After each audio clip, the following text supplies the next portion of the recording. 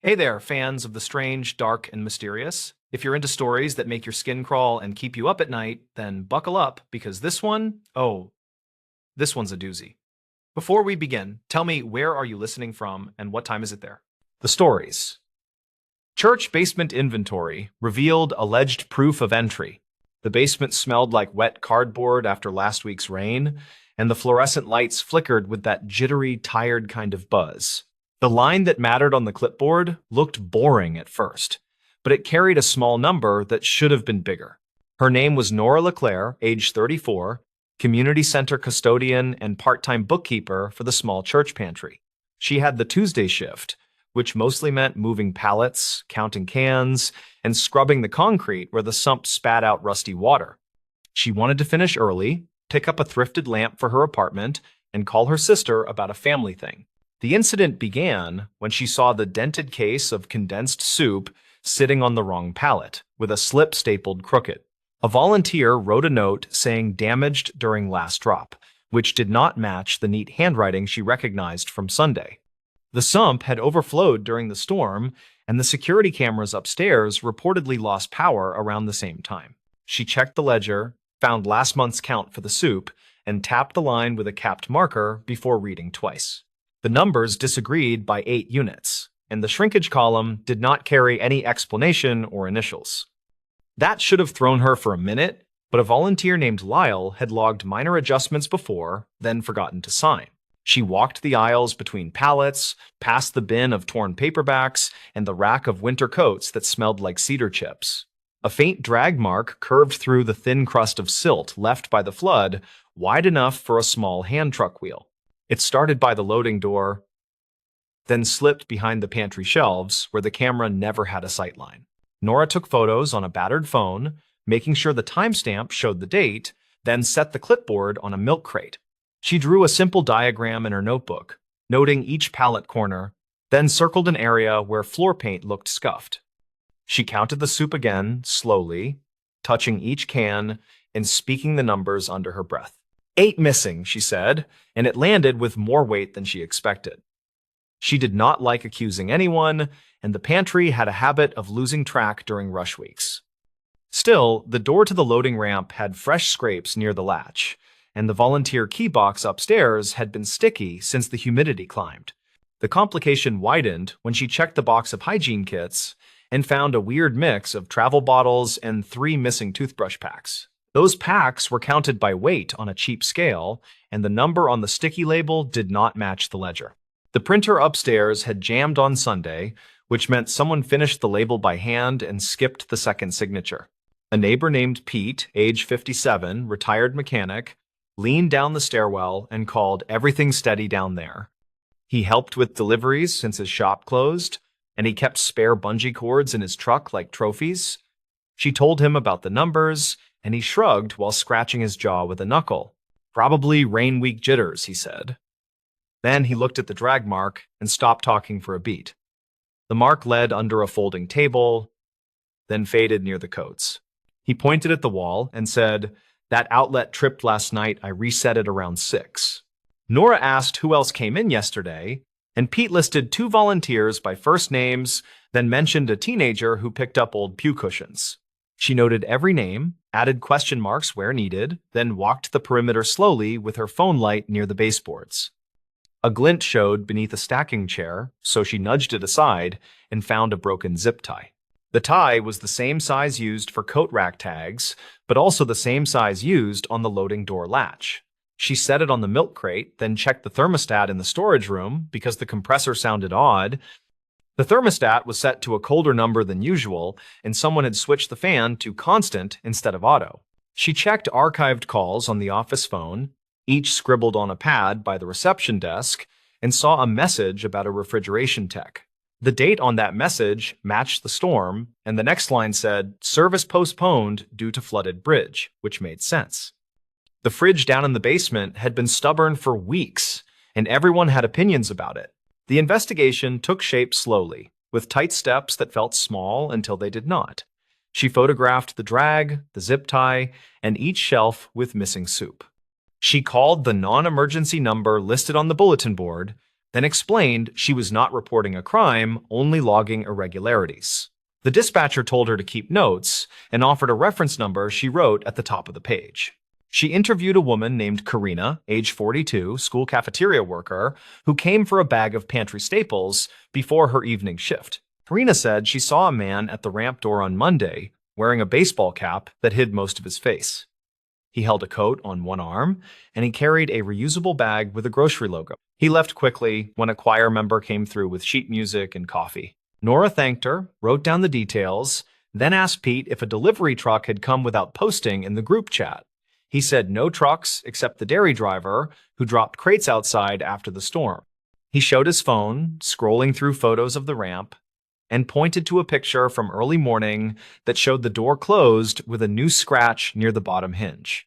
She opened the binder of fire inspection reports, looking for any change that registered during the outage. The inspection from 2 months ago said the exit alarm was functioning, and the last weekly test had initials from Lyle again.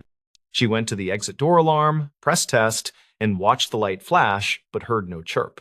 The battery had been pulled slightly, not fully removed, just eased out enough to break contact.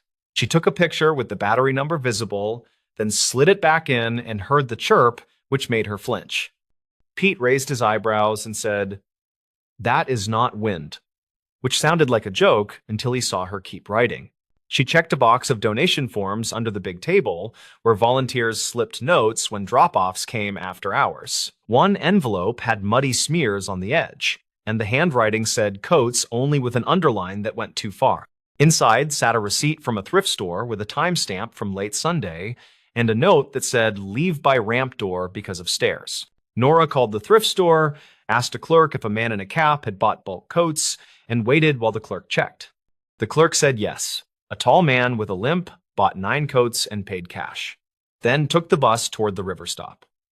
Nora wrote that quickly, added the time, and drew a tiny bus icon without thinking. She opened the old laptop in the office and loaded the final footage saved before the outage, which barely showed the stair-top landing. A shadow crossed the landing on Monday evening at dusk, carrying something bulky, then returned minutes later with faster steps. The camera angle could not catch a face. Only the cap brim and the arm load, which looked like quilt batting or a heavy sleeping bag. She thought about the soup, the hygiene packs, and the coats, then thought about the drag mark that ended near the rack. The rack had a hidden caster that always swiveled wrong, which left that same half-moon scrape when pushed sideways. She crouched and touched the caster, finding a smear of silt that did not match dust from raised corners. The twist snapped into view when she turned the soup case and saw a tiny sticker tucked behind the manufacturer's label, handwritten in blue ink. The sticker said Tuesday return hold with initials that were not Lyle's, which matched a habit from a former volunteer named Mateo. He left months ago after a family problem, but he signed returns with looping letters that everyone teased. Mateo's sister had asked for help in winter, and someone recalled she lived near the river park in a tent for a month. Witness statements from that season mentioned a man with a limp who avoided the main entrance because of pride. The archived calls showed a message from a restricted number on Monday evening, which said, "Ramp door buzzer broken, will circle back at dusk." Nora realized the inventory miscount for soup matched exactly the number of coats purchased at the thrift store on Sunday. 8 missing cans, 9 coats reported, and 3 toothbrush packs absent from the hygiene bin. She checked the program binder that tracked special requests, which listed a short note from 2 weeks ago about a family living in a truck with limited storage. Soup was labeled easy to heat, coats were labeled heavy but foldable, and toothbrushes were labeled priority for school-age kids. She looked at the ramp door again and saw a second set of scrapes, higher up, where a crutch might have knocked paint from the frame. She remembered Mateo broke his ankle years back, and the limp never fully left. Pete cleared his throat and said, "You think this is not a break-in, right?" Nora kept her voice steady, then said, "It looks like someone who knew the layout, who made sure the alarm stayed quiet, and who avoided asking directly because of shame." He rubbed his jaw, then nodded slowly as he watched her take a photo of the scraped paint. They called the non-emergency line again, and she read her notes while the dispatcher typed. The dispatcher said an officer could make an informational visit tomorrow and advised them to secure the door and replace the tie. She logged the reference number, stapled the list of missing items to the daysheet, then wrote a clear statement about suspected entry without damage for records only. She left a message for the pantry coordinator, age 51, paraeducator, explaining the situation with careful words about the storm and the power hiccup. She suggested moving the coat rack upstairs during inventory days and adding a second sign-off when labels were handwritten. She also suggested leaving a clear path for people who struggled with stairs, which sounded like a tiny policy shift hidden inside a counting problem. An hour later, a choir member named Lorna stopped by for her binder, and Nora asked if she had seen anyone at the ramp on Monday. Lorna said a man waited near the dumpster just before the thunder started again, holding a bag and looking anxious. She brought him into the vestibule briefly, offered water, and pointed him toward the office for assistance, but he left before she finished tuning the piano. Nora thanked her, logged the time, then matched it with the shadow on the final footage that crossed the landing at dusk. The puzzle fit without heroics, and the proof sat in quiet things like stickers and scratches and silt. The pantry had not been ransacked, only visited by someone who treated the space like an old workplace where he still belonged a little. She printed a fresh sign for the ramp that said "Ring bell twice for assistance," then taped it high where bus riders would see it. She taped another sign next to the loading latch that reminded volunteers to check the exit alarm light before locking. Pete found a spare battery for the alarm in a drawer and switched it while whistling a few off-key notes. Before leaving, she took one last slow walk with the clipboard, checking counts, finding that the numbers now made a practical sort of sense. The soup miscount lined up with the return sticker, the drag mark matched the broken caster, and the exit alarm explained the quiet door. The proof of entry was not dramatic, yet it was enough to tell a story that accounted for every small change. The next afternoon, the coordinator called back after speaking with a patrol officer who agreed to mark the report as information only. The officer reportedly checked dispatch logs from the storm night and confirmed multiple power blips across the block, which could explain the camera outage without conspiracy. The coordinator also reached Mateo through a community contact, who acknowledged taking coats and supplies, then offered to meet with her to return the soup or sign for it officially. Nora sat at the folding table and wrote a short summary for the pantry records, keeping it plain and careful and believable. She described the season's pressure, the storm, the small mistakes, and the way people try to preserve dignity when they are worn thin. She ended with a simple line about counting what matters and leaving a light where it can be found. She locked the loading door with a fresh tie, turned the thermostat back to normal, and unplugged the stubborn fridge for a counted 10 before restarting. The compressor settled into a softer hum that made the space feel less anxious, and the fluorescent lights kept their flicker but seemed less harsh than earlier. She put the clipboard away, then washed the silt from her hands until the water ran clear. On her way up the steps, she looked back at the neat rows of cans and the rack of coats that hung like quiet witnesses. The basement did not feel like a crime scene. It felt like a place that absorbed hard weather and kept doing its small work.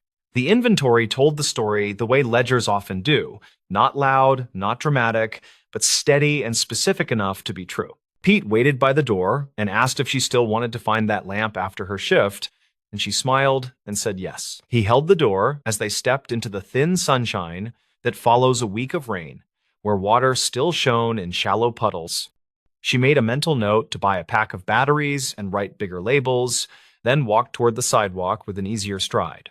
Later that week, the coordinator posted a message thanking the volunteers for patience and reminding everyone to sign twice when handwriting labels.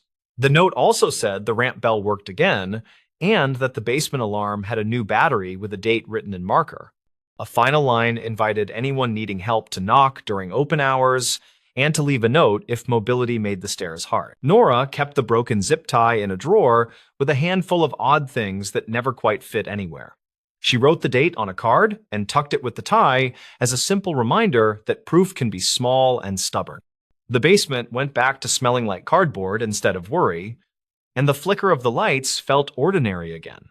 She told her sister about the lamp and then about the inventory, and they both laughed quietly at how much a can of soup can reveal. The town kept moving around them in a slow, practical rhythm that ignored weather until it had to pay attention. The story rested inside a file folder without drama, but with enough careful detail to be respectfully believed. The stories. Night guard who logged footsteps, no camera recorded.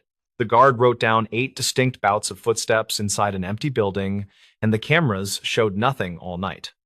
2 separate motion sensors tripped near the same hallway, yet playback displayed a silent corridor with only the exit sign glow.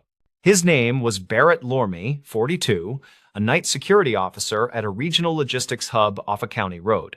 The building sat between a rail spur and a belt of trees, and the company shipped auto parts and appliances. Barrett worked the 10 to 6 shift in a brown uniform that always smelled faintly of dust and coffee. He carried a flashlight, a radio, and a phone that hooked into a dispatch line, and he liked the quiet. He had a simple goal that Tuesday night in early spring, finish his rounds and sign off incident-free by dawn. He had brought a thermos of soup and a paperback, planning to spend the downtime in the small control room. He checked the weather and watched rain move in thin sheets across the lot lights. He thought about replacing his shoes, since the tread had started to squeal on polished tile. The incident started just after midnight, when he heard measured steps across the second-floor mezzanine. He was finishing a log entry about a storm alert, and the sound came clean and steady through the ceiling. He checked camera feeds for the mezzanine, but the screens showed still aisles and palleted boxes. He grabbed his light and his radio, and he headed for the stairs with the practiced calm of routine. At the mezzanine, he found that familiar quiet hum from the conveyors, a noise that never truly stopped. The footsteps repeated behind him, like someone matching his pace near the rail that overlooked receiving. He pivoted fast, saw only empty air and a red light blinking on a camera dome. He walked the length of the aisle while noting the time, and every time he paused, the steps seemed to pause. He logged the first occurrence at 12:15, wrote down the location, and continued his route. On the next pass, he heard them again near the battery storage closet, crisp against the concrete. He spoke into his radio, more for procedure than comfort, and announced that he was investigating a possible trespass.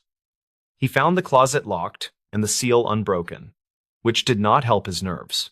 From the control room, recordings later showed a hallway with nothing but reflected light pooling against steel doors. The microphones in that area were old and tinny, yet they caught a faint rhythm that matched walking. The time code on the feed read 12:18, which matched his scribbled note from the clipboard. He wrote a second entry because repeated anomalies meant paperwork, and paperwork meant patience.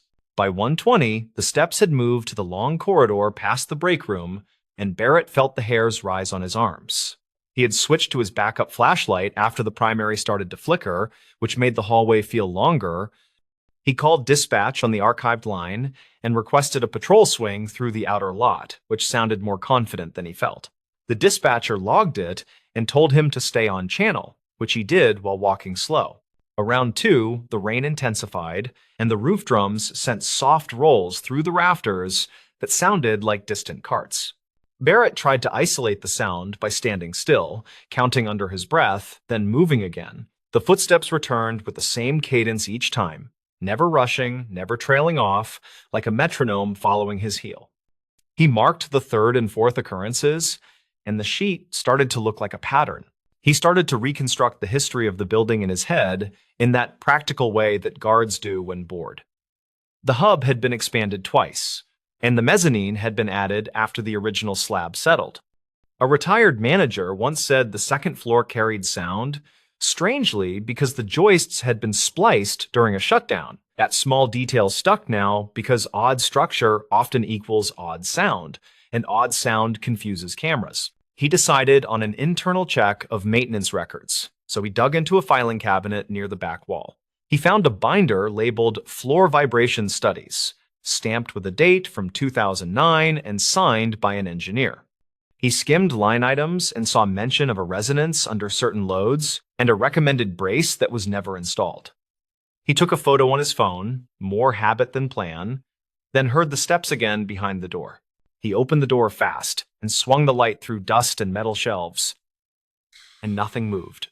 He stepped inside, closed the door, and waited until the air felt heavier, then walked, which pulled the sound along like a shadow. He spoke low into his radio and said, "Test." And he heard a soft reply through the ceiling that sounded like his own voice. He marked the fifth occurrence, then circled the time twice because the echo trick felt wrong. Barrett called the shift supervisor at home, a man named Gilles, and left a calm message. He explained that sensors popped twice, cameras showed clear, but audio suggested movement that matched his pace. He asked permission to halt one conveyor and test the mezzanine with the motor silent, since noise masking can complicate readings. He set the phone down and sipped soup while rain hit the window like static. The lot patrol rolled in at 2:30, and a deputy named Ames checked doors with a bright light and gentle humor. Ames wore a jacket that looked older than the car, and he liked to tease Barrett about hobby detective work. He came inside, listened near the break room, and heard the steps when Barrett moved, then nodded like a man hearing an old song. He wrote a short note on a card and suggested they check the time sync on the cameras. Barrett pulled up the system configuration, and a small detail finally jumped out where he had not looked. The network video recorder had synced to a time source that shifted during a recent firmware update. The correct setting had moved to a secondary tab, and the cameras were drifting a minute and a half slow during overnight resets. He compared timestamps against the dispatch call log, and the mismatch explained one gap, but not all gaps. He pulled out old handheld footage from training drills, which he kept on a thumb drive for new hires. A clip from 2019 showed a tour up the same staircase on a quiet Sunday night.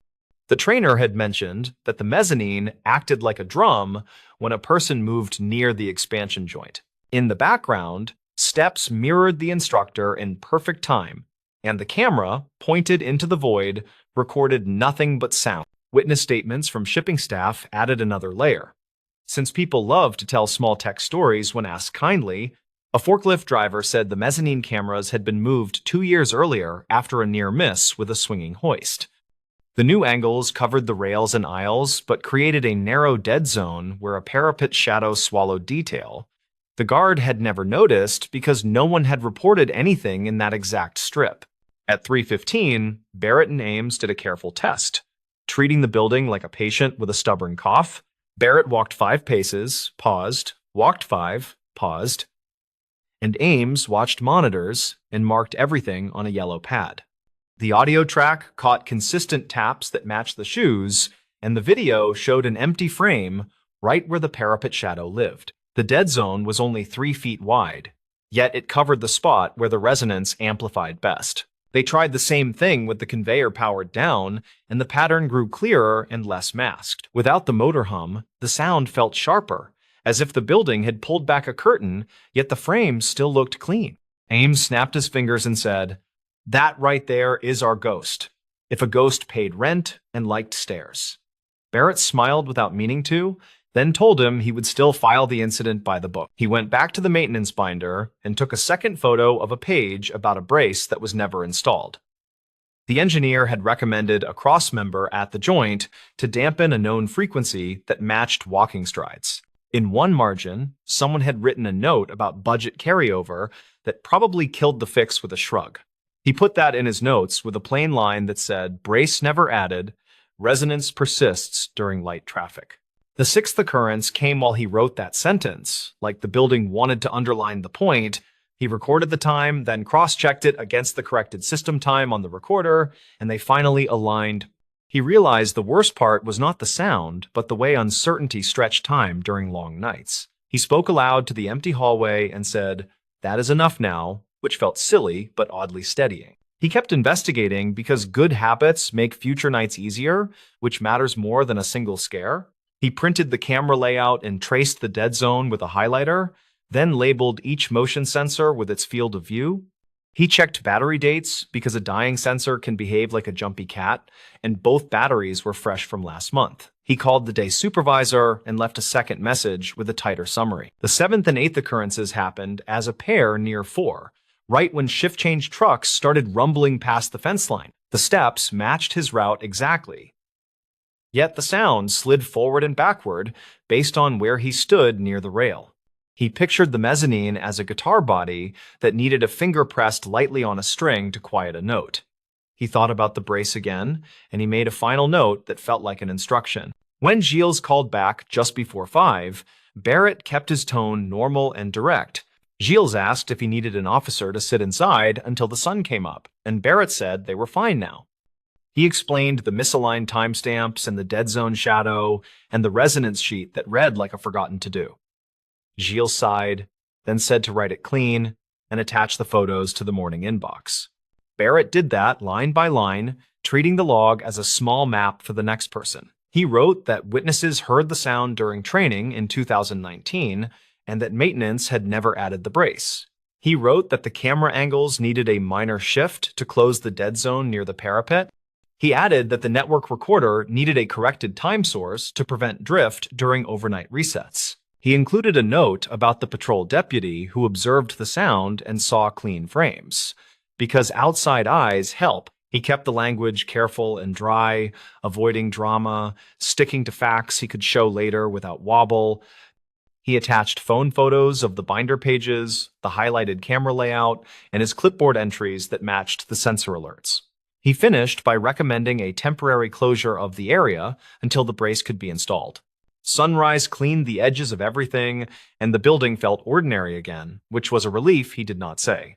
The rain slowed, and a gull rode the wind over the rail spur, which made him laugh at himself for being jumpy. He locked the mezzanine door and placed a bright cone at the landing, because simple signals beat superstition every time. He poured the last of his soup into a paper cup and let the steam warm his nose. When the day shift filed in, Barrett handed the report to the receptionist and nodded to the warehouse lead. He told the lead to keep people off the mezzanine except for essential work, and the lead agreed with a tired salute. Ames waved from his car and drove off with the easy confidence of a man satisfied by a solvable problem. The place returned to its ordinary clatter, which was the best sound in the world that morning. In the weeks that followed, the company installed the missing brace and retuned the camera angles by a small degree. A contractor ran a new line to the time source, then logged the change and initialed the tab with a neat signature. The steps never reappeared in the same way, according to follow-up notes and archived calls from later shifts. Barrett replaced his shoes and kept working nights, because quiet had always been the goal. If anyone asked about the story, he told it straight, and he never padded the edges to make it spooky. He said that buildings remember their mistakes in the shape of their echoes, and a cheap fix can teach a loud lesson. He said that cameras can lie without malice if someone nudges their clocks or points them an inch left.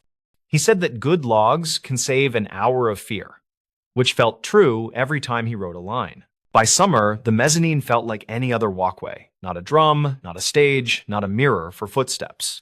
The report lived in a drawer with other small sagas of night work, each one patient and plain. Barrett liked that the truth did not need big words or legends, just careful notes and people who read them. He had found the sound and given it a reason, and the reason made the building quiet again. The stories. This tape from the lake wasn't meant for you. The box of tapes arrived with a smell like wet cardboard and cold metal, which fit the labels scrawled across the top. The handwriting said property of Lakeside Maintenance, and under that a warning marker in red that felt a little performative. Ria Kovac was 34 and paid by the city to digitize old media back into living memory, which meant long headphones days. She sat in a windowless room behind the reference desk and fed cassettes into a deck that clicked with patient devotion. Her plan for the day was not ambitious, just finish a carton before her lunch sandwich bled through the paper. The incident began when she lifted a cassette from the stack with tape flaking like dandruff across the shell and saw the note. Someone had written this tape from the lake was not meant for you in the same heavy hand that marked the box. She laughed by herself, then she rubbed the shell with a sleeve and slotted it into the dubbing deck. The first sound was wind on an exposed mic, then a voice with the plain vowels of a person who never moved away from county lines. The man said, "Recording starts now," then counted off time the way divers do when they want witnesses later. The hiss of water followed, with a hollow knock like an oar catching a ladder. Ria tapped a notepad and wrote, "Lake intake, maintenance crew, late summer." She preferred notes to memory, because notes never tried to impress anyone. The voice returned with an update that felt almost scripted, and he said the police have cleared the North Shore and no one wants to check the culvert. He added that the marker buoy drifted during last week's storm, which would confuse people using the old map rather than the fresh survey. Rhea paused the deck and stared at nothing. Then she wrote, "This is not training audio." She listened again while the deck began to wobble a little, as if it felt nervous. The man on the tape called a second person by name, which Rhea wrote as Reed, though it could have been Reed, and asked for a tow line length in the book. Papers rustled in a way that sounded practiced, like they had been rustled for microphones before. The second voice was younger and annoyingly cheerful, and he read a number that did not match a chart Rhea remembered from a digitized manual. She looked up the manual in a folder and confirmed the discrepancy while the tape kept turning. The complication grew through small things that did not agree with each other, which is how real messes usually announce themselves. A splash came with no shouting, then a calm description that a scooter had bumped something that was probably a log. Another voice, off mic, said 30 paces northwest from the pier, which would only make sense to people who used sneakers to measure water. Rhea paused and wrote, "Witness statements use paces. Training crews do not." Then she tapped the counter and kept the deck running. The tape cut to a later time without warning, and the man spoke in a lower register and said the family brought a photo. He said the deputy discouraged showing it, then added that the mother insisted because she believed the jacket would reflect light underwater. A woman spoke near the mic and asked if the current would push clothing into the reeds, and someone answered with a line that felt rehearsed by memory rather than by training cards. Rhea stopped the deck and stared through the glass into the quiet stacks. Then she wrote, "Reported missing teen in 1998, probable night swim." She did not know that case personally, but people in her building remembered headlines that arrived 2 summers before the county fair built a second gate. She pulled the archive software and typed terms that felt respectful and cautious, then broadened the search when nothing appeared in scanning range. The first hit was a brief that used the phrase after-hours lake access and urged parents to discuss fences, which sounded like a committee report disguised as news. The second hit was a note about a grant for new lights along the East Path, which suggested some officials had learned a lesson. Rhea listened while reading because she had learned to keep both rivers running without spilling knowledge between them. The man on the tape said the outflow grate was secured with a chain that lost one link, then spelled the number into the mic. He said a diver named Reed would check under the skimmer in case a current created a pocket. Someone coughed, and the sound carried like a hallway, which told Rhea the recording moved indoors for a moment, probably into the pump house. She stopped the deck and called the public safety office through the desk phone because she preferred clean lines when tape started speaking like living people. The clerk transferred her to a sergeant who kept his voice flat, and he told her there had been many training tapes over the years. He said storage procedures were not always followed, then asked which lake facility label appeared on the shell. She read the letters and silence followed. Then he said he would send an email so everything stayed orderly. Rhea saved the audio to a drive with a date and words and wrote a note that asked for retention guidance, which protected her later. While she waited, she listened again and started catching small textures she missed before, like the way reeds snap near a shoreline when pulled straight out of mud. The man described a sneaker with a broken lace loop, and then he reported the make of a lighter found below the pier that matched several described in earlier calls. He kept saying reportedly and according to people on scene, which sounded careful enough to make a person suspicious. The investigation pushed her out of the room and into places that smelled different, which is how she knew it was working. She walked to the old photo and map drawers past the genealogy corner and pulled a laminated lake grid from the early 2000s that showed markers before the storms moved the buoys. The North Shore marker had 3 possible placements depending on survey year, and the tape described a search pattern that matched the oldest one. She wrote that misplacement would pull a sweep away from the culvert by several yards during a clockwise pattern. Rhea checked the dispatch book that the clerk kept for walk-in requests, and she asked for the log around the week she guessed from the grant article. The book was clean where it mattered and messy where it did not, which is how real logs behave when they are used rather than polished. Several calls mentioned a late-night figure seen near the maintenance gate, and one call specified a tall person wearing a reflective vest that did not match city issue. The vest detail caught her attention because people remember shiny things when they feel useless bystanders. She went to the bait shop at the road bend because people who sell minnows remember who buys coffee the morning after an ugly night. The owner was Tamsin Duarte in 58, with a strong memory for weather fronts and weak patience for tourists. When Rhea asked about North Shore nights from a certain summer, Tamsin cut her off and said people still parked on the service road to drink and break bottles. Then she added a name quietly. Tamsin said a park supervisor called Corley used to sit on the hood and lecture kids about life, though nobody asked. The name did not appear in the tape, but small towns prefer a rotating cast in the same old play. Rhea checked a directory in the library office and found a Corley under Parks with a middle initial and a retirement date in 2007. She called the number listed and reached a house sitter who said the man had moved south for better joints, which sounded reasonable. She left no message and wrote a line that asked if Corley ever held keys to the pump house after hours, then underlined it. The deck resumed chewing while she read, and the man on the tape grew more precise, as if he knew the mic would be his memory. He said the grate was clear and the scooter had not found anything new, then asked Reed to try the intake lip again. He added that the mother asked about the jacket again and whether dye would spread from the fabric, which sounded like a thought returned to after anxiety chewed it thin. The woman said she had seen a store video of the jacket that week, which told Rhea the incident had a concrete timeline. Rhea pulled the police scanner archive that the library kept on an old server because nobody could agree on legal disposal, and she searched for mentions of the brand. A scanner summary from late summer of 1998 included a clerk report about a young buyer who paid in coins and smiled at nothing.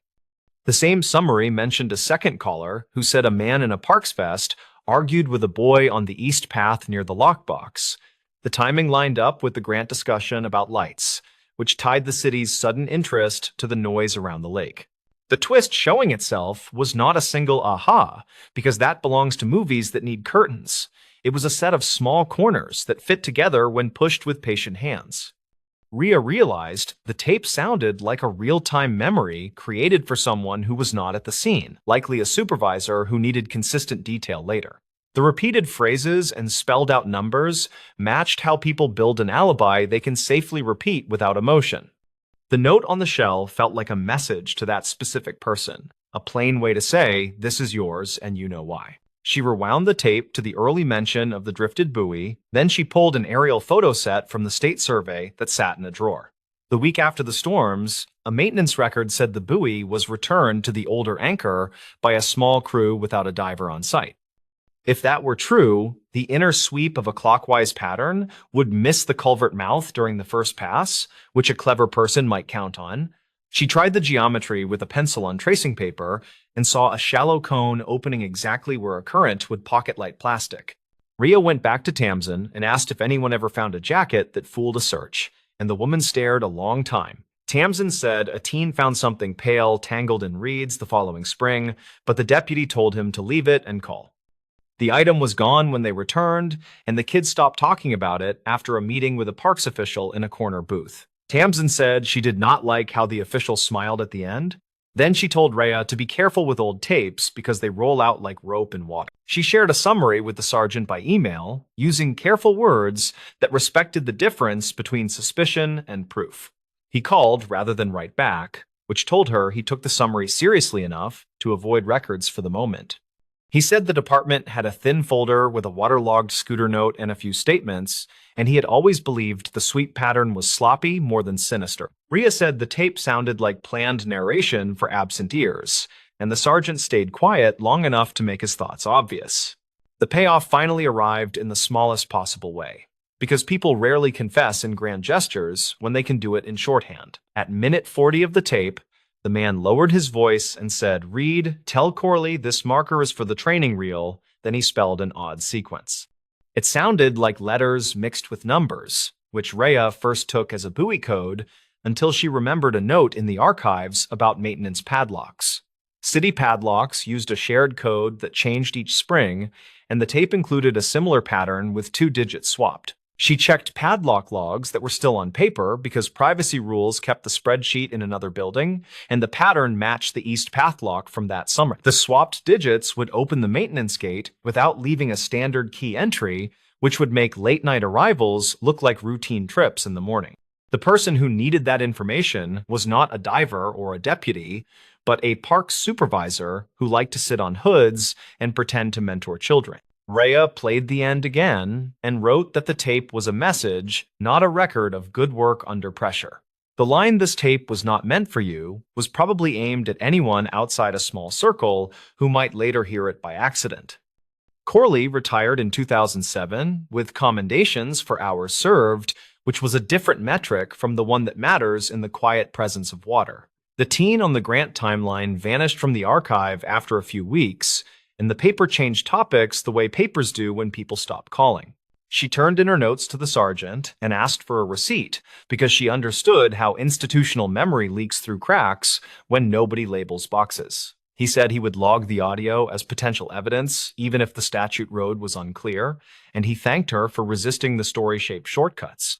She felt tired in a way that would not fix itself with coffee, and she stopped the deck with her thumb resting on the button longer than needed. On her way home, she pulled into the park and sat in the lot without climbing out. Then she watched a gull bully a sandwich bag. The lake wore its afternoon wind, the way old glass carries waves inside, and she thought about objects that travel farther than people plan. She pictured a jacket catching on a grate, then releasing after weeks. Then she pictured a vest reflecting just right in a corner eye on a dark path.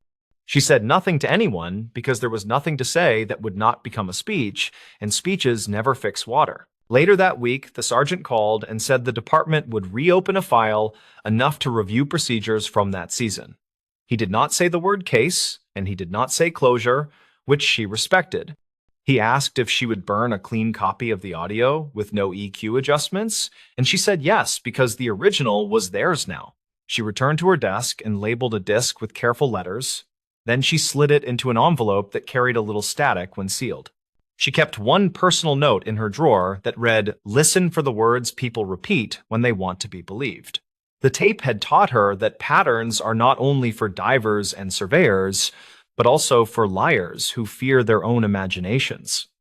She recorded that thought in her daybook and closed it with the last of her calm. Then she put the next cassette in the deck. Someone had written North Dam Inventory on the shell, which sounded refreshingly dull. That night, she drove past the bait shop and waved at Tamsin without stopping. Then she took the long way around toward the public beach. The markers shone without drama, and the path lights hummed with a noise the city would ignore until a budget meeting. Rhea parked by the picnic area and walked to the fence where the service road ended. Then she watched the chain on the gate while cars passed behind her. It had a new lock with a digital face and a sticker that said "City Issue" and nothing more. She returned to her car and wrote one last line on a napkin, so the thought would not echo through sleep and turn into something else. She wrote the tape reached the wrong hands on purpose years later because objects look for the people who will understand them. It was never meant for the public or the paper or the desk with the humming lights. It was meant for a single person who knew a code and loved arrangements. The lake accepted every plan without comment, then it kept its own quiet notes until someone listened with stubborn attention. In the following weeks, the library received a small budget lift earmarked for media preservation, which made Rhea feel both pleased and uneasy. The sergeant stopped by and left 2 donuts that tasted like remorse trying to be kindness, which she appreciated. He said the department had interviewed a few long-retired staff members who remembered a supervisor with a talent for showing up during good photo moments, then leaving before real work began. He did not promise new conclusions, which was the correct move. Rhea finished the carton that started the day, then she shelved the empty box with a clear label that included dates and full words. She had learned to keep history gentle but firm, like a hand holding a shoulder before a hard sentence. She believed the tape would survive now, whether as a footnote or an exhibit or a quiet lesson in training rooms. She believed the jacket probably never reflected enough light to matter, but it had helped a mother keep hold of a shape while others built their own. On a calm morning, weeks later, she sat by the lake with coffee and listened to the small mechanical whir inside her own recorder. She sometimes captured ambient sound to clean her ears between sad projects, and the gulls performed like they were paid in bread. A child laughed from the playground, and a dog shook water from its coat, and the fence creaked with the weight of a sleepy worker leaning to check a latch. Rhea lifted her mic, then lowered it, and decided this moment did not need a track and a label because not every memory belongs to the archive. She drove back to work and unlocked the quiet room. Then she placed the lake tape in a drawer that took 2 keys to open. The message had found an unintended reader, and the circle had widened by an inch, which was sometimes the only ethical way to widen circles. She wrote one careful note in the catalog that said voices describe a search using drifted markers and misremembered charts, reportedly to inform an absent supervisor. The stories. Why locals avoided that highway turnout after archived tapes? For years, people driving the old state highway between 2 small towns avoided a certain turnout near mile marker 91. The place looked harmless enough: a cracked patch of asphalt with a slanted guardrail, some weeds, and a broken streetlight. But those who grew up nearby said that if you stopped there at night, strange things happened. Back in 1996, a highway maintenance worker named Travis Keene was assigned to inspect storm drains along that stretch. He was 38, lived alone, and usually did his rounds before sunrise to avoid heavy traffic. That February morning, he radioed his supervisor around 4:20 a.m., saying he had stopped at the turnout near the ridge because a culvert there was flooded. It was the last transmission anyone heard from him. When the crew came later that day, they found his truck idling, driver's door open, and his flashlight lying in the ditch. His radio was still on the seat, buzzing with static. At first, they thought maybe he slipped and fell into the drainage pit, but search teams combed the area for 3 days with dogs and found nothing. The official report listed him as missing. In early spring that year, a state trooper found a small cassette recorder wedged under the passenger seat of Keene's truck. The tape was partially damaged by moisture, but audio engineers later salvaged parts of it. What they heard caused the highway department to quietly close that turnout for several months. Only fragments of the tape were ever released, though copies circulated among troopers and local reporters. On the tape, Keene's voice could be heard describing the flooded culvert and making notes for his report. He mentioned hearing a sound like running water even though the drainage was still. Then there was a pause, followed by the crunch of gravel and a faint metallic knocking, as if something were striking the guardrail. He muttered that someone must be out there. Moments later, his tone changed. He whispered that a figure was standing at the end of the turnout, near his truck lights, motionless. The rest of the tape dissolved into static, then a few seconds of muffled breathing, then silence. Investigators checked the surrounding land for any sign of trespassers. The nearest houses were half a mile away, and nobody reported hearing or seeing anything unusual that night. Still, the highway patrol logged several late-night calls over the next month from drivers who said they saw flashing lights or a person standing in the road waving them down near that same marker. When officers arrived, nothing was ever there. In 2002, a retired dispatcher named Loretta Vance told a local paper she had archived several of the old emergency tapes from that period. She said she remembered one specific call that never made it into the public file. According to her, a truck driver had radioed in saying there was a man in a reflective vest near the turnout signaling for help.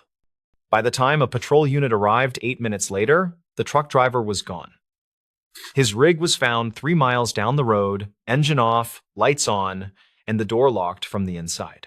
He was later located at a diner 20 miles away, confused and unable to recall leaving the cab. Reporters tried to verify her memory through the department's records office, but several of the call logs from 1996 through 1998 were missing, apparently lost during a server migration. Still, copies of the Keene tape surfaced online around 2011 after someone uploaded a restored version from an old police archive. Audio specialists claimed the frequency hiss on the track shifted in a way that suggested outdoor interference, like shortwave bleed or power line distortion, though no transmission lines ran near that turnout. A freelance investigator named Aaron Byers, who once worked for the State Transport Division, conducted his own study of the site in 2017. He took soil and water samples and found nothing unusual except traces of magnetized iron particles near the guardrail. He speculated that the metallic knocking Keene mentioned could have been the sound of loose signage vibrating from wind gusts. However, his field recorder picked up a faint, rhythmic pulse whenever his car engine was idling near the slope, a pattern that matched the timing of the static bursts on Keen's tape. Locals told buyers that animals often avoided that patch of asphalt. Drivers noticed deer crossing farther down the road and stray dogs turning away before the curb. One witness, a postal carrier named Darlene Ruiz, said she once stopped there to fix a loose mirror and saw what looked like a headlight beam flicker across the inside of her car, even though no vehicle was approaching. She left immediately and later noticed her clock had jumped ahead 12 minutes. Her phone's timestamp showed the same gap. The county eventually restructured the route in 2020, adding new lanes that bypassed the turnout completely. The old guardrail was removed, though pieces of it remained piled in a maintenance yard behind the highway office. Some claim that late at night, if you drive along the parallel service road, you can still see faint taillights hovering where the old pavement used to curve. Over time, the Keene disappearance became part of regional folklore, filed next to old mine accidents and bridge collapse rumors, yet certain details kept resurfacing, like the archived dispatcher notes that matched later reports, or the fact that multiple tapes contained the same background hum. A few amateur sleuths suggested it was a recording artifact caused by cheap equipment, but no one could explain why the distortion always rose in pitch before the moment of silence. In 2023, a hobbyist group using drone-mounted sensors mapped the ridge for a documentary. They detected an underground cavity roughly 12 feet beneath the turnout site, extending toward the nearby creek. Geological experts said it was probably an erosion tunnel formed by runoff, though it wasn't present in surveys from the 1980s. The cavity collapsed a few months later after heavy rain, leaving a sinkhole that swallowed part of the service fence. No trace of Travis Keene or his equipment was ever found in that area, but a later inventory from the transport department listed one missing flood gauge and a handheld magnetometer, both last signed out under his name. Today, older residents still tell travelers not to pull over between marker 90 and marker 92. They say sometimes, when the air is heavy with moisture and the road hums beneath your tires, you can hear faint tapping, like metal brushing metal, and a low voice reporting water levels into an old cassette recorder. Whether that's just echo carried from the nearby drainage tunnels or something else entirely remains uncertain. What's clear is that no one in town stops at that turnout anymore. The stories might be exaggerated, but every legend begins somewhere, and this one began with a man who simply vanished while doing his job. One quiet morning in 1996, the stories. This motel room voicemail raised a separate question. On a rainy Tuesday, near the end of tourist season, a motel room voicemail carried a question that did not belong. It turned a tired end of shift into something careful and strange, and it started with a blinking red light. Dorian Pike worked nights at the Northway Motor Inn, 37, a patient manager who fixed things others ignored. The place sat off a service road past a truck stop, with a diner and a feed store as neighbors. He started that shift with a simple goal: balance the register, finish the towel count, and coax the ice machine back alive. The storm slowed arrivals, and the security monitor rolled its quiet grayscale loop of the parking lot. Housekeeping left a note about room 12, the kind of note other managers forgot to read.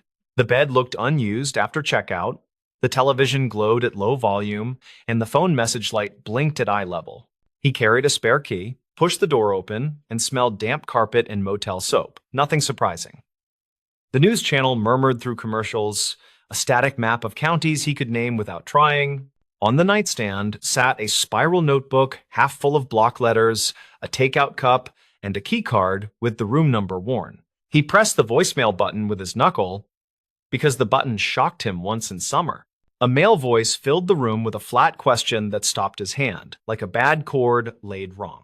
The voice asked, "Did you move the smoke detector again?" And then silence, followed by the system tone and cutoff. He replayed it twice, and the question felt like a pebble in a shoe, something to be dealt with. Smoke detectors did not get moved by guests without reason, and nothing about the room said routine or careless. Dorian checked the detector on the ceiling, a cheap white unit that did not match the others on the hall.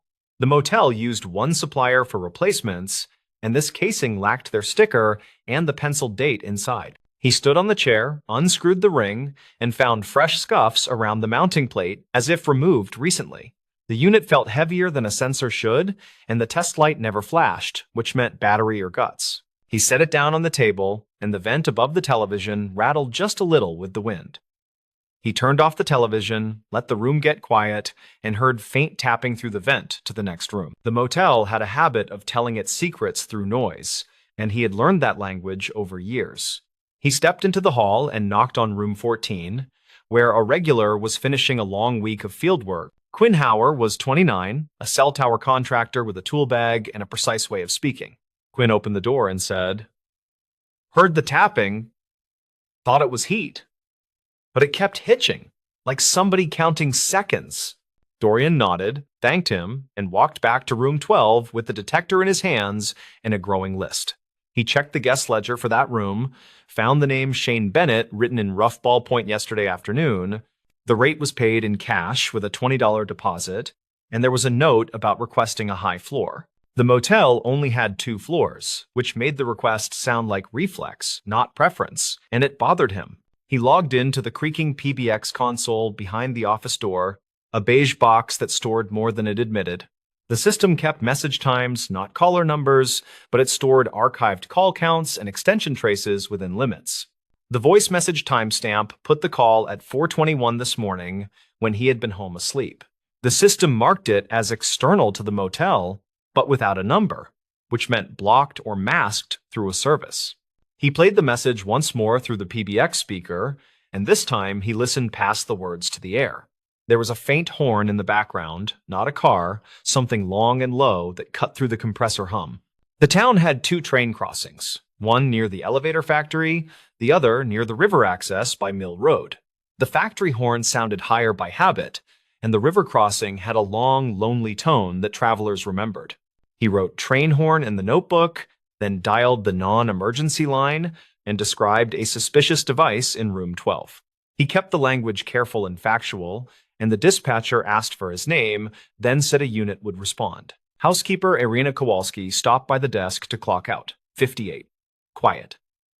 A 10-year veteran of the place. She saw the detector on the counter and said she smelled glue when she changed linens, thought it came from that.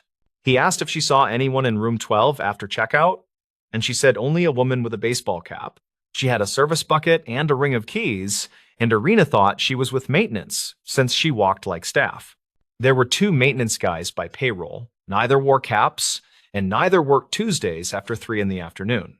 He wrote this down, then checked a clipboard of deliveries, and found a package signed by someone not on schedule.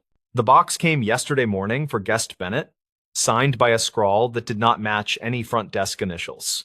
It contained a replacement smoke detector per the note, which made the blinking voicemail question feel heavier. Dorian carried the box to the office, found bubble wrap inside, plus a cutout where the detector had Saturday, tape residue stuck in a neat circle on the cardboard, and a tiny zip bag with nothing in it fell from a seam. He looked at the detector again under the desk lamp and noticed a slot behind the grill where no slot should be. He slid a paperclip in and clicked against something spring-loaded, which offered and then refused to move. The responding officer arrived while the storm thickened, and his boots left dark prints that dried like islands. He introduced himself as Deputy Holloway, 40, calm voice, and asked for the room key, the voicemail, and the timeline. Dorian played the message for him on the office speaker, and the train horn showed itself again under the words. Holloway wrote it down, then called in the serial from the detector, and the brand came back to a discount dropshipper. They walked to room 12 with the box, and Holloway took photos with a little camera that hated the low light. He gave Dorian latex gloves from his pocket, then pointed at the slot and said he would rather not break it. Dorian tried the paperclip again, this time with a little twist and a push, and the plate popped forward an inch. Inside sat something that was not a sensor, a puck with a lens barely visible, and a microcard at the edge. He did not pull it, he did not touch the lens, he just looked at Holloway, whose jaw tightened for 3 beats. The deputy called dispatch and asked for a detective on call, then told Dorian to step back and breathe. The motel office had a rule about honesty with guests, which worked until honesty touched evidence and risk. Dorian printed a sign for the counter that said service delay for weather, and the storm covered that small necessary lie. Holloway kept the room closed and waited for the detective, while Dorian returned to the PBX to audit messages. He printed the log for the last 2 days, circled 3 external calls to room 12, all between midnight and 5. He played the first 2 messages carefully, and they were empty hang-ups, with the same horn underneath and one faint laugh. He resisted all guessing and wrote horn consistent in a margin, then underlined the time of the 3rd message. He checked the security drive for the hallway, and the camera caught only the tops of heads and a bit of shoulder. At 3:12 this morning, a person in a cap walked by with a tote, turned left, and vanished from frame. Dorian paused on the frame and noted the sleeve stripes, a set of 2 pale bands near the wrist. Irena had seen a cap on the woman, and the frame showed hair tucked tight, with a loose strand at the neck. Detective Renner arrived with a kit and a steady patience, a mid-40s investigator who disliked motel carpet. She listened to the voicemail twice, glanced at the detector, and asked Dorian to walk her through intake and checkout. He explained the cash payment, the request for a high floor, and the delivery for a detector that should not change. She wrote as he talked, asked about prior incidents, and he mentioned 2 privacy complaints from summer travelers. Those complaints stopped after he replaced room units from the same run, and he had kept the receipts and dates. He pulled copies from the accordion file, and she photographed them, then asked whether any rooms shared vent passageways. He described the vent layout, straight shaft between rooms in pairs, with thin walls that carried sound farther than comfort. Renner nodded and walked to room 14, asked Quinn to step into the hall, and confirmed the tapping report. Quinn described the pace like a metronome, not random, 2 taps, then a short pause, repeated until the thunder started. Renner wrote it down, and Dorian drew the pattern in a margin, then realized something he had missed earlier today. The television in room 12 was on the news channel at low volume, which travelers often used as a decoy. Some people left it on to pretend someone was inside, which meant the room might have been staged after a quick exit. Renner opened the detector with gloves and eased the card into a tiny envelope, then sealed it with her initials. She asked Dorian about any computers to view file sizes, not contents, just metadata, and he shook his head no. She used her agency laptop to check what the card held, and the screen reflected in the blank television glass. The card contained multiple files named by date and time, a standard naming scheme, which meant scheduled recording, not motion. Renner closed the laptop without opening anything and said the specifics would wait for a warrant and a lab. She asked for the guest profile again, and he gave the same summary, plus the note about the signed delivery receipt. Dorian returned to the box and saw a faint watermark in the cardboard that read Consolidated Freight with a Town. The town sat by the river tracks where the Longhorn lived, and the company ran a warehouse near the ramp. He wrote the company down as an external lead, then called the number printed on their listing from a web search. He asked, in his perfectly polite desk voice, whether any packages left for a motel guest yesterday morning. The dispatcher said they handed one small box to a contractor with a name that matched no employee on file. It was recorded on their log with a time, and the signature block contained the same scrawl as his earlier photocopy. Renner thanked him for the call, took the information, and said she would handle any next contact with that company. She requested the spiral notebook from the room, and Dorian placed it in a bag, pages open to the block letters. The letters contained hotel names and highway exits, a list of routes that matched a traveler who did not like surprises. Some lines included cable channel numbers, others included lamplight wattages, and one included the word ceiling with a star. Dorian remembered a complaint from 2 weeks ago from a different guest about a beeping detector in room 5. He checked his maintenance log and found he replaced that unit on a Wednesday after a short argument about deposit charges. He fetched the old detector from the storage shelf, where broken things went to wait for disposal, and compared its weight. The broken one felt light as expected, and the one from room 12 felt like 2 of them taped together. He unscrewed the broken one and found no strange slot, only dust, a dead battery, and the usual brittle plastic. Renner watched from the doorway and nodded, then answered her phone, and her yes sounded like cautious confirmation. The non-emergency dispatcher had pulled 2 archived calls from the spring that sounded similar, not identical, but close. Each referenced a detector, each asked whether it had been moved, and both targeted rooms paid in cash and late. Renner asked Dorian to print any copies of photo identification kept on file, and he showed the log policy instead. The inn did not photocopy identification unless the card used for payment had a name mismatch or a mismatch with booking. He looked at the lobby camera track for the check-in, and the frame showed a jacket with sleeve stripes again. The face never lifted to the lens, and the cap brim hid most features, but the build matched the hallway pass. The storm eased into a steady pour, the kind that makes a street look polished, and the motel sign clicked. Renner gave Dorian a statement form and asked him to write what he did and why, as precisely as possible. He wrote that a voicemail raised a secret question about a smoke detector, which is not a thing guests ask. He wrote that the detector was wrong for the room, that its weight felt off, and that a slot existed. He wrote that a horn in the background suggested a location near the river tracks and that a freight watermark helped. He wrote that a woman with a cap carried a tote down the hall, and that tapping came through the vent. Renner finished securing the room and returned the hallway to regular use, with a note to keep room 12 closed. She told Dorian that similar devices had surfaced in short-term rentals nearby, and that his details tightened the pattern. She thanked Irena and Quinn for their help, then left with Holloway and the sealed card and the odd detector. Dorian stood in the quiet office and watched the parking lot glow under a light that had survived 4 storms this month. He made copies of everything for the file, then sat with the register and finished what he started hours earlier. The ice machine hummed to life with a stubborn cough, which felt like a small mercy after the nervous work. 2 days later, Renner called to say the voicemail mattered more than he realized because of the horn and the freight. The freight record placed a contractor truck at the warehouse near the river during the call window before dawn. She said the case would likely spread across jurisdictions and that his notes already sat in a shared folder.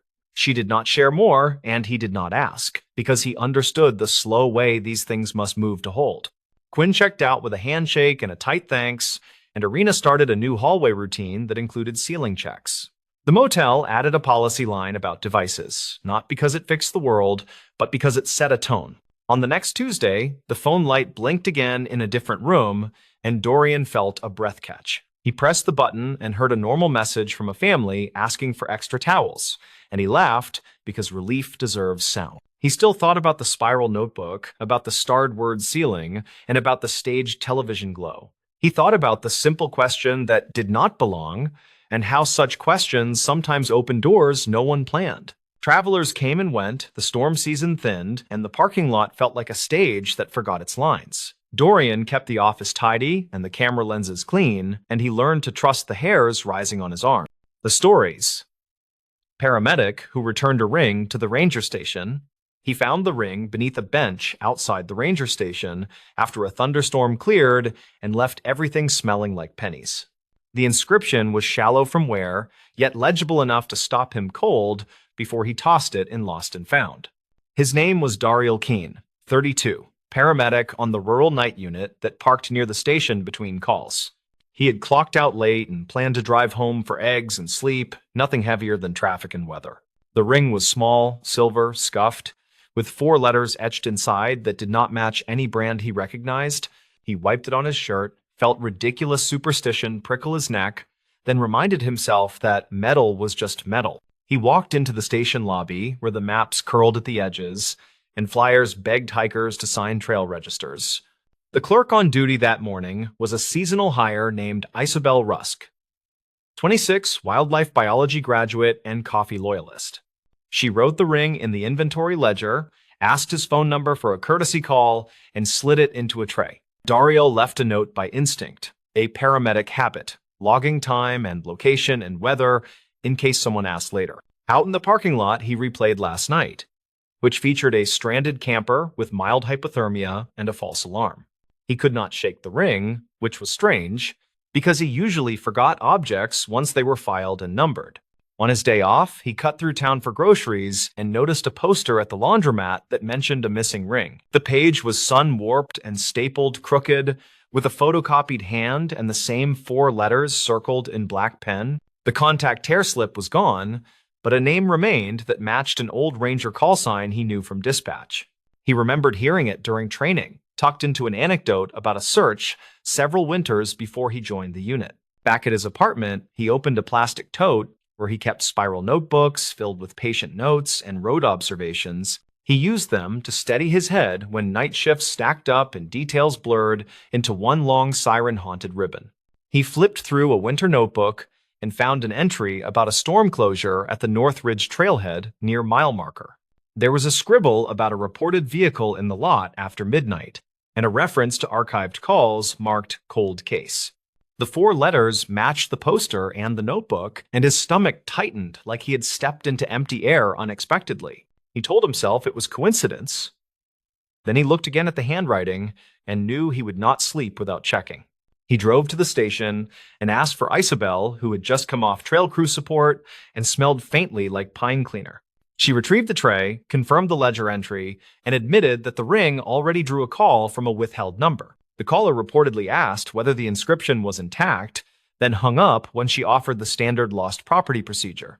Isabel shrugged and said weird things find the station every year, then asked why he looked like he had swallowed a tack.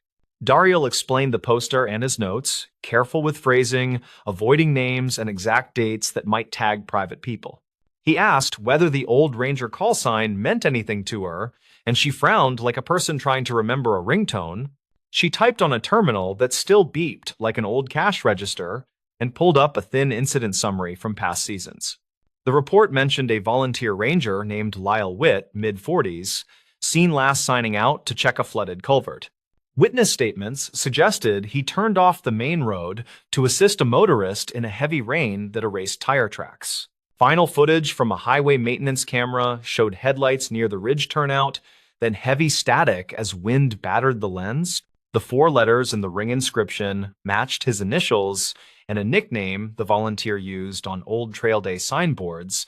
The summary ended with a note that the vehicle and the volunteer were not recovered despite grid searches and river scans. Daryl felt the room narrow, which happened to him on difficult scenes when he needed to pick the next useful action. He asked whether they ever collected personal property from that area, and Isabel said most recovered items turned up much later. She added that spring melt exposes things that winter hides, and lost metal often travels far in culverts and channels. Daryl asked to sign a witness statement, which felt strange, since his only act had been bending for a glint under a bench. He described the find with plain details, like distance from the threshold and position of the bench slats and water stains.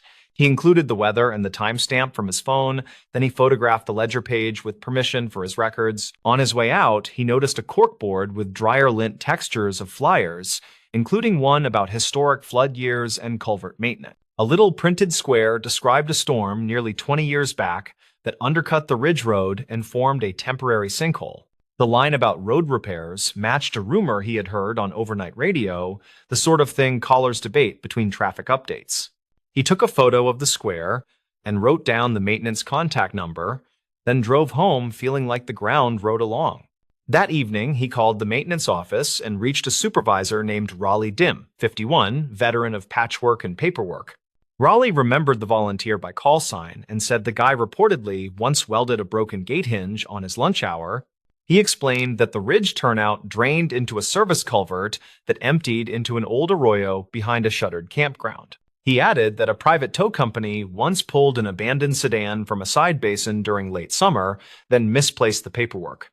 Daryl asked whether the county kept disposal receipts, and Raleigh said archived bills lived in a warehouse that smelled like motor oil.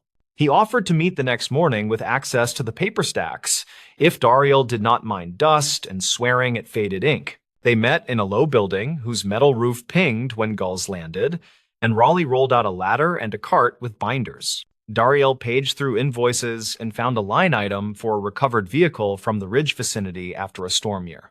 The receipt lacked a plate number, which set his teeth on edge, but it listed a description that matched the volunteer's truck. A handwritten note in the margin directed the tow company to hold personal effects for a claim that never arrived or cleared.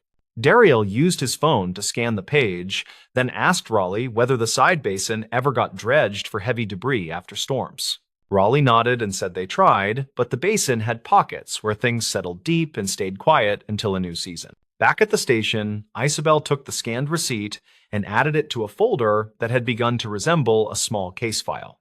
She called the number from the old poster just in case, and it rang to a voicemail that no longer accepted messages.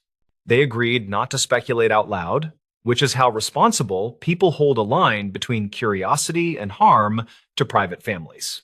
Instead, they requested access to dispatch logs from that storm week, using internal email channels and precise language about inventory continuity.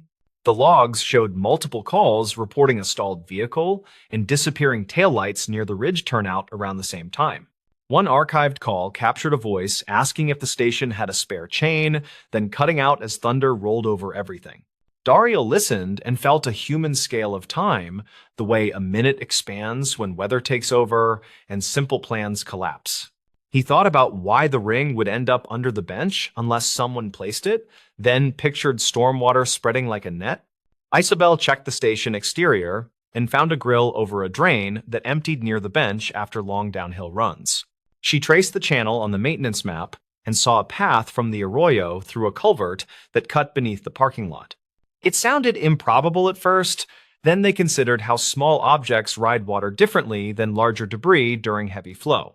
A ring could slip past grates like a coin tossed to luck, then settle where turbulence died and janitors swept after hours. They walked the route during daylight and marked scuff lines from past flows, following pebbles like breadcrumbs to the station edge. At a low grate, they found a snag of twigs and a strip of cloth that might be from a work shirt pocket. Isabel bagged the cloth and labeled it for possible testing, though neither expected much, and both respected quiet possibilities. They logged locations and took photos from eye level and boot level, then stored everything in the folder that felt heavier daily. That night, a withheld number called the station again and left a message that asked whether the initials were still visible. The voice sounded older and careful, and the caller reportedly asked about stainless versus silver, then thanked someone who had not answered. Daryl suspected a relative who wanted privacy, so he did not push for a callback through caller lookup that might bruise boundaries. Instead, he asked Isabel to post a simple notice that an item was found, with identification proof required and no description. 3 days later, a woman arrived with wind-bitten cheeks and an envelope of photocopies of Trail Day signboards and old photos. She introduced herself as Marnie Witt, 50, postal clerk, and said she believed the ring belonged to someone she once knew. She produced a photocopy of a volunteer roster with initial marks that matched the inscription style and the spacing between letters. She also brought a scanned image of a birthday photo reportedly taken at the station picnic where the ring first appeared on a hand. Isabel followed procedure, asked neutral questions, and requested a description without revealing any difference between steel and silver. Marnie said it was silver and scuffed from manual work, and the letters were done with a cheap engraving pen from a hardware counter. She had no interest in press or drama, only closure regarding a box of things that never found a rightful shelf at home. She did not ask about remains or rumors, and the room felt like a church hallway, with voices quietly minding the floor echo. Daryl watched her study the ring like a person watching weather, accepting change without bargaining. Then she nodded and held it close. She signed the claim form and thanked them for record keeping, then said she planned to take the ring to a quiet spot and breathe. After she left, Daryl and Isabel sat silently with a folder that could be closed even without answers that win headlines. They updated the file with non-identifying language, noting that the event remained unresolved, but an item found its probable keeper. A week later, Raleigh called to say the warehouse yielded another stack of toe slips that linked the earlier receipt to a dated work order. The order referenced a truck pulled from a side basin near the arroyo, with no occupant listed and disposal recorded after waiting periods. Daryl printed the work order and attached it to the file, then suggested a courtesy memo to the county records office for alignment. The memo included excerpts from dispatch logs, witness statements, and the inventory ledger, written plainly, without speculation or sharp claims. He drove to the turnout that evening and parked where the wind rolled downhill like a waterless river over dry grass. He stood by the newly repaired grate and imagined a ring skipping through stormwater, then settling under a bench as the world dried. On the way back, he stopped at the laundromat and saw the old poster had been removed, the staple holes still marking the cork. He felt relief, and something else that did not have a tidy name, a feeling like finishing a call without losing anyone. At the station, Isabel had taped a small note above the lost and found that read, "Inventory matters, please describe details patiently." Daryl smiled because he knew how patience saved lives on ugly roads and how tiny facts often carried heavy conclusions silently. He wrote a final entry in his notebook that summarized the chain of events, using timestamps and neutral phrasing like a field report. He listed his own doubts and how they changed, which he did after tough nights, so future him remembered the shape of useful doubt. He drove home and fried eggs and left the radio off, letting the quiet fill in around the edges of the long day. In the morning, he returned to duty and checked his ambulance kit twice, then a third time, because routine confidence keeps hands steady. News never broke big from the ridge, and that felt right, because families deserve weathered truths without strangers guessing for sport. The station kept the folder in a locked cabinet with a slip that directed any future inquiry to records with gentle formality. When Dario parked near the bench again, he looked at the drain and thanked the design that nudged a small thing into daylight. He also thanked the habit of writing things down, because memory can bend when nights are long and calls stack like restless waves. He knew the ring did not fix the story, yet it tightened the edges enough to hold, like stitching on a torn sleeve. He decided that returning it mattered regardless of headlines, because care can look like a metal circle resting in a palm. Later, a storm rolled across the hills and the station roof hammered, but the grate held and the lot drained without drama. Daryl watched the water pass the bench and felt steadier than the week before, which is a kind of quiet rescue in itself. He thought about that last highway camera clip that cut out as wind rose, and he hoped the driver knew someone kept looking. He believed that simple custody of small objects carried weight, and he promised himself to keep taking notes when the world blurred. The next week, a handwritten thank you arrived with no return address, just a single sentence about holding grief like a stone. Isabel logged the letter, then placed it in the file where it settled beside receipts and call logs and dry photographs. They closed the cabinet gently, like leaving a campsite clean, and the station returned to business with maps and radios humming. Daryl stepped outside, breathed air that smelled like wet bark, and felt awake enough to meet the next ordinary emergency. He walked past the bench and saw nothing shine, and that unremarkable view felt right, like a road that finally held its line. The stories. Why this abandoned cabin had alleged proof in drywall. The story kept circling a single point about an empty cabin and a word written behind drywall. People called it proof. They did not agree on what it proved, but they repeated the word until it sounded heavy. Renata Vale was 36 and worked as a county property assessor who handled delinquent parcels. She drove a faded sedan, kept a folder of index cards, and listened to dispatch traffic. On a late spring morning, she headed to a decommissioned fishing road where a tax sale cabin sat empty. Her goal was simple and boring, which was to document storm damage before the auction and verify the interior. The cabin stood near a shallow creek with boards turned gray and a porch sag bent toward the dirt. A rusted mailbox leaned near the gate, with paint scabbed off and a number grit filmed over. Renata took photos for the file. Then she checked the back door where a hasp hung, but the lock was missing. She logged the broken hardware as prior damage, then stepped inside while the floor pressed its complaint. The incident began as a sound that did not fit the room, and then a sight. A sheet of drywall in the front room had a patch that sounded hollow when tapped. The panel was bright white against tobacco walls, and 4 black screws sat too straight and clean. She noted a faint dust halo around the joint compound, which looked newer than the rest by many years. She started a routine sweep while recording voice notes to keep the chain of events tidy. The stove held a nest of brittle twigs, the fridge was gone, and a thin mattress lay folded. Renata kept moving and counted outlets, then paused at the patched panel again. Her notes said the sheet brand looked like a type common after 2010, not the 1980s era expected here. 2 neighbors drifted by while she worked and gave versions that agreed on mood, not detail. A ranch hand named Cleo Vargas recalled sirens and smoke from 1998 when a fire line whipped through. Cleo said a man who stayed here left in a hurry and never came back, and people held a fundraiser that winter.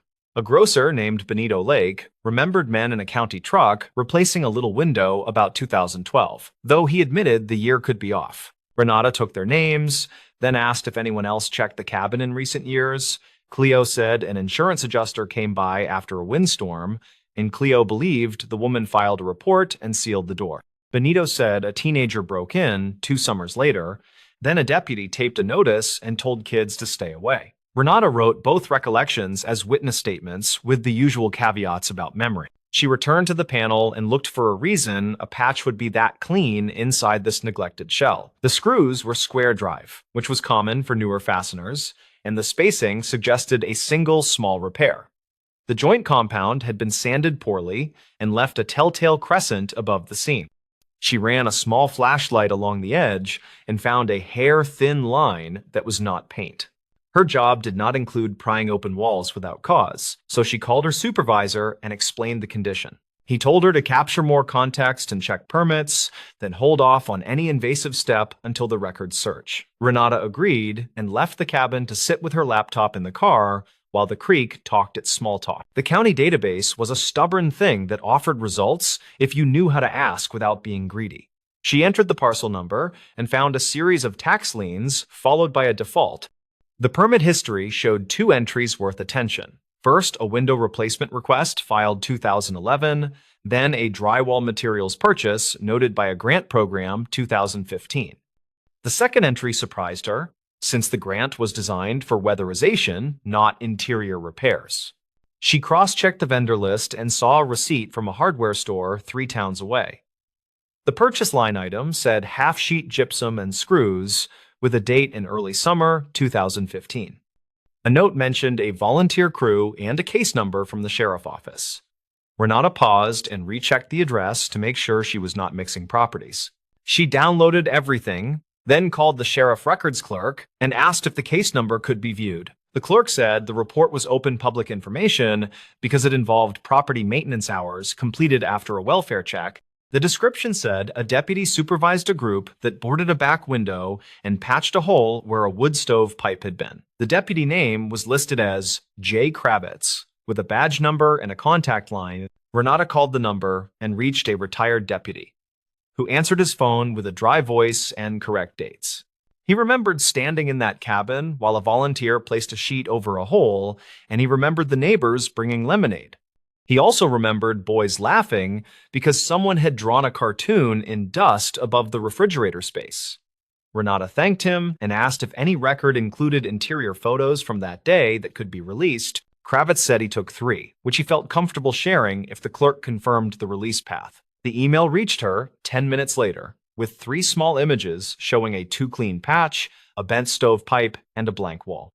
The timestamp read 2015, with an hour that matched late afternoon shadows. Renata zoomed in and saw the same screw pattern she had just seen in person. She returned inside with a copy of the email printed, which satisfied her need for a pre-image before touching anything. She recorded a video on her county phone, then gently ran a utility blade along the painted seam and loosened the small patch. The square drive screws turned with almost no resistance and dropped into her pocket. The board came free and showed the backside marked with pencil lines. There were 2 words in block print near the center, and a string of numbers that looked like miles or hours or both. The words read, "Tell Mara," then below them a date in words that matched late summer 2015. A thin arrow pointed toward the upper corner, where someone had tucked a sealed plastic bag with a micro SD card. Renata did not touch the bag, since she already had more than enough cause to stop and phone this in. She stepped back and spoke to her phone, as if it were a witness who needed comfort rather than patience. She said she had an evidentiary find, likely tied to a case report from 2015, and she described the board condition. She then called her supervisor and said she would hold position and request a deputy to document chain of custody. Her voice felt steady, which helped, and the creek still talked. The responding deputy arrived from the nearest substation and followed a familiar script at a deliberate pace. He photographed the panel, bagged the micro SD card, then requested a second unit to confirm signatures. He also asked Renata to repeat her steps for his body camera, which she did, and her voice stayed calm. He wrote "Tell Mara" in his notebook and underlined the date, then asked about any person by that name in the area. Cleo returned when he saw the cruiser and stood at the fence with a careful expression that suggested curiosity and worry. He said a woman named Mara used to work at the gas station near the highway, and she moved inland after the big fire. He believed she dated the man who once stayed at this cabin, whose name people rarely said anymore. Cleo said the man had a brother who fought with him over debt, which was rumor, and old rumor at that. Renata kept the witness statement straight and did not chase speculation, because theory makes friendly noise but muddies facts. The deputy asked dispatch to check archived calls around late summer 2015 for any mention of the station or the creek.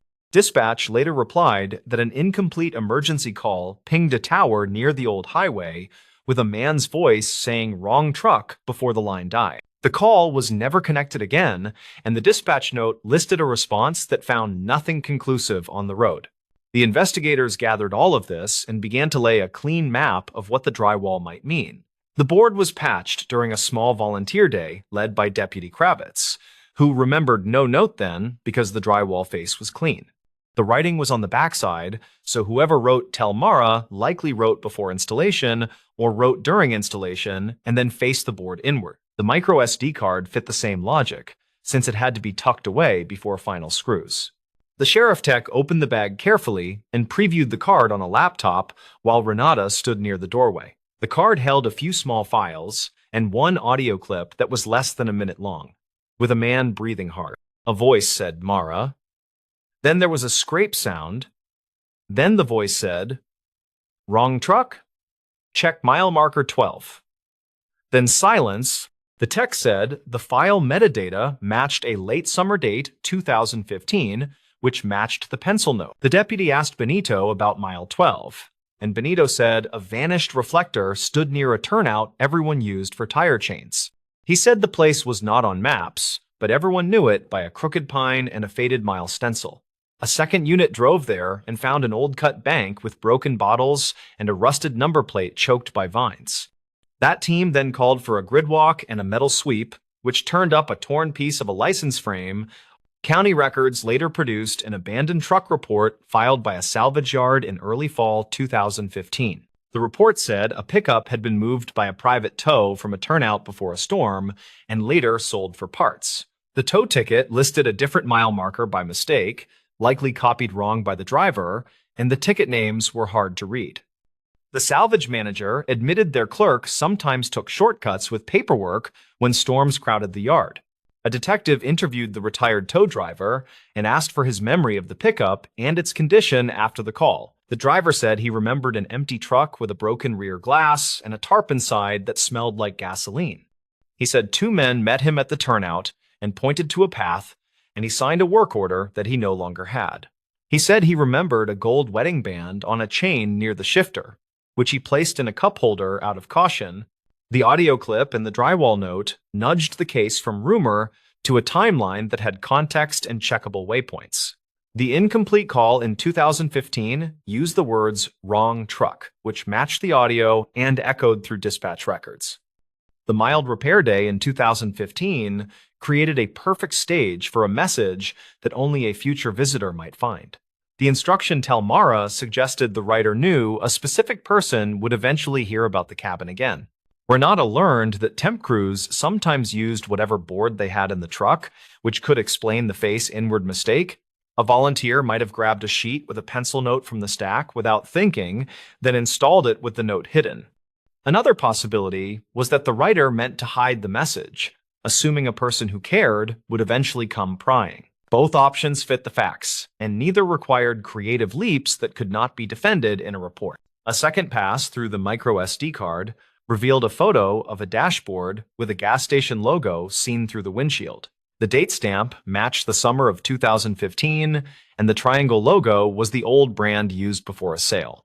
Benito confirmed that the station repainted their canopy that autumn, which inadvertently confirmed the window of time. The detail felt small and almost petty, yet it anchored the sequence to a real week. The detective contacted the station owner, who produced archived night logs showing a purchase by a prepaid card at 11:42. A print from the receipt showed a pack of ice and a cheap burner phone that matched the model seen in the photo. The clerk on duty had long since moved, though a manager remembered a man who returned twice that night to borrow tape. He said he thought the man looked scraped up, and he remembered a truck with a blue fender and a white tailgate. A family member of the man who stayed at the cabin identified the voice on the audio as a high likelihood match. They provided an older voicemail that had similar breathing patterns when the man climbed hills for fun on weekends. The sheriff office sent both clips to a regional lab, which returned a cautious report that said the two voices were likely related. The lab kept the language safe, which made sense because certainty in audio work is often impossible. The drywall word itself caused arguments in corners where the story traveled faster than any memo could hope to move. People liked the part where the house was silent for years while a small message waited for a careful hand. Some said the word proof made sense because the voice was clearly him, and because the date matched the summer when he vanished. Others said proof is for courtrooms and journals, and this was only a lead until tested.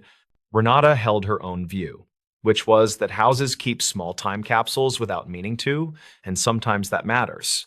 She had seen children's names carved into baseboards under carpet and grocery lists folded under a sink. She had also seen unsafe wiring stuffed into a cereal box and tucked inside a wall, and the box told its own story. People leave messages wherever they can, hoping someone decent will listen someday when it counts. The case shifted again when a trail crew found a piece of a phone shell near mile marker 11 during a separate survey. The shell matched the burner model bought that night, and nearby crews found a patch of old stain on the soil. A lab swab reported that the residue was fuel, which was consistent with the tow driver memory of gasoline smell in the truck. A chain of steps formed that linked the turnout, the audio clip, and the tow yard path. Mara was located by a social worker who knew 3 different last names for her from utility records. She met with investigators in a room that smelled like coffee, that had been reheated many times and left to think. She said she had not heard from him since that summer, and she cried in a way that was lightless but dry. When told about the drywall note, she put her head down and whispered that he tried to fix things and always left notes. She agreed to listen to the clip, then nodded and said the words were his when he felt cornered by debt and fear. She said wrong truck made sense because his brother drove a similar model and people mixed them up when angry. She said mile 12 meant the turnout where they used to watch road crews because he loved slow machines more than sleep. She asked if the word proof meant she could stop imagining him as a ghost in every passing pickup. The detective did not promise anything, which was the right call, and said the message mattered more than rumor. Mara said that was good enough for now, and asked if she could visit the cabin to see the panel with her own eyes. Renata met her there with Cleo and Benito nearby, and they all stood quiet while the creek kept talking. Mara touched the pencil words like a fingertip prayer, then laughed once, small and sudden, because the handwriting was his. The county eventually sold the parcel to a quiet bidder who planned to reclaim lumber and leave the footprint for a garden. Before the sale, the sheriff office returned the panel to the property with a sealed sleeve that covered the message. A small plaque nailed to a beam recorded the date in words and the name of the deputy who first supervised repairs.